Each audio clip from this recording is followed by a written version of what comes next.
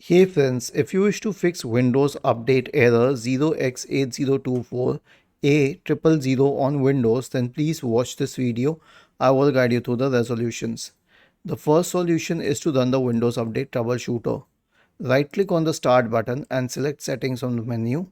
Go to the System tab on the list on the left hand side. In the right pane, scroll down and click on Troubleshoot. Select Other Troubleshooters and click on Run corresponding to the Windows Update Troubleshooter. It will start detecting problems and fix them if possible. Now this one has a different case as well because it is also associated with the network. So even though the network is working, I will suggest you to run the network and internet troubleshooter. When you click on it, it will immediately detect whether you are connected to the internet or not, or if there are any other problems. Even if you're connected to the internet, you may face other problems, so you can troubleshoot them accordingly.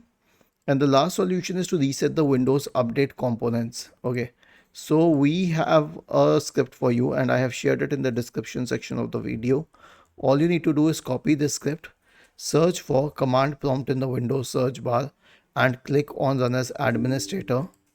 Then paste the script here. First of all, it will stop all services associated with Windows updates, and then it will delete the profile for Windows updates. Then it will delete the contents of the software distribution and the cat2 folders. It will re-register all the DLLs. It will reset WinSock and then restart all services associated with Windows updates. Was this helpful? If yes, then please subscribe to the channel. If not, then let us know in the comment section of the video on how we could help you further.